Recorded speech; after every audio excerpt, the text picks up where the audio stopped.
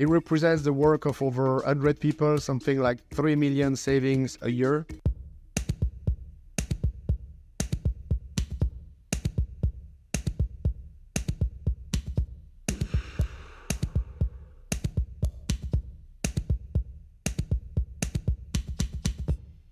So look, Love Holidays is itself a tech business, and you clearly have very strong people. What is it that prompts you to find a tech partner? It's a very difficult question for a tech business, because usually as a tech business, you just think that you do everything better than everybody else. But we do follow a model within Love Holidays, and basically, if we have an expertise gap, then we go after it. If we want to accelerate development, some companies out there like yours have thousands and thousands of engineers, which a company like mine cannot afford, and so it just gives you this capability to progress and innovate much faster. And so if I look at those two things, like the expertise gap and the acceleration of development, that's clearly something that we're looking for in partners, as long as it's not a USP. If it's a USP for us, we're going to try to develop it internally. But if it's not, then we're going to work with partners. And then just more broadly, generative AI is in the public consciousness. So what are your thoughts on the impact of Gen AI, specifically in your industry? And how is Love Holidays thinking about making use of that?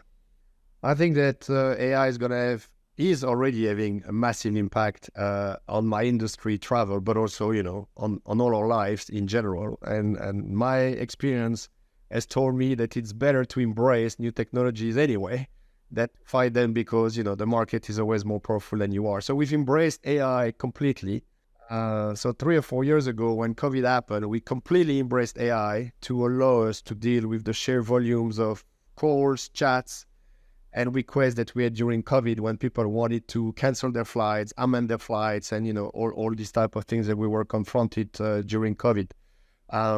So today, just to give you an idea, the chatbot deals with more than 2/3 of the requests that we get within Love Holidays.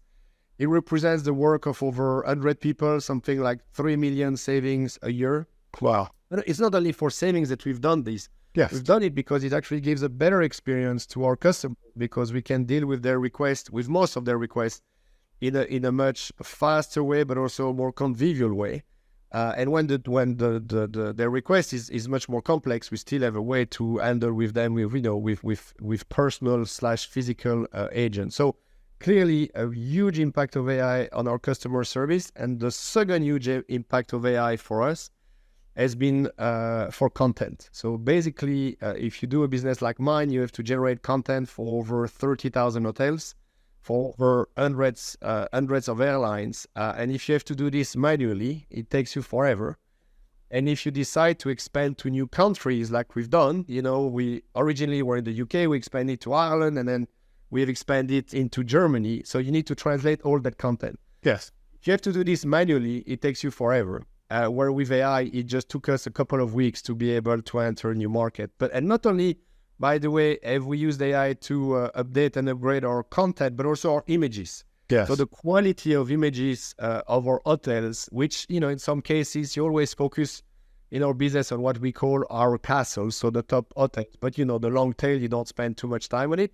Today with AI, you can exactly give the same love to your long tail like your short tail, just because you're capable of raising the quality of both the text and the images by, I don't know how many multiples.